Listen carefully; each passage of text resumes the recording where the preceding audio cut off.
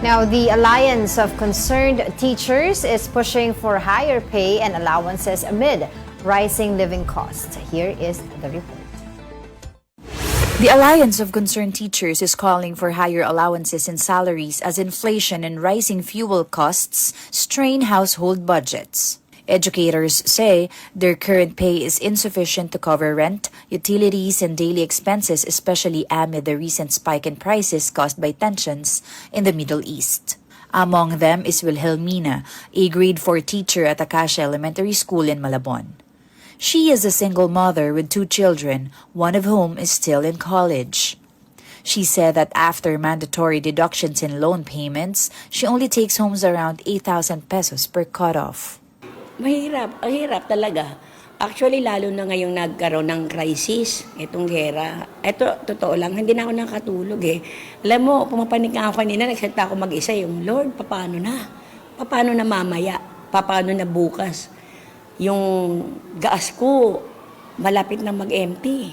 Pag nga sahod mo, parang ako personally, pag sahod ko, naiiyak ako eh. Kasi binayad ko na, paano na naman yung pamasahe ko sa susunod. Ganong kahirap, napakahirap. Parang hindi mo na alam gagawin mo.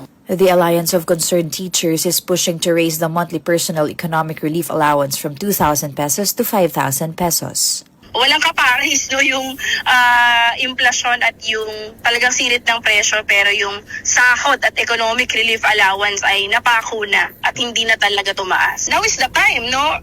Yung crisis talagang ramdam, hindi lang ng mga guro kundi ng ordinaryong mga mamamayan na kailangan din ng suporta. They also want entry-level teacher salaries raised from 31,000 pesos to at least 50,000 pesos. Kung tutuusin talagang kakalahatiin na kung nangungupahan ng bahay at yung mga utilities, no, parang sumahod ka lang para makapasok ulit kinabukasan, no. Hindi naman luho, no, ang manawagan para sa disente at nakabubuhay na sahod.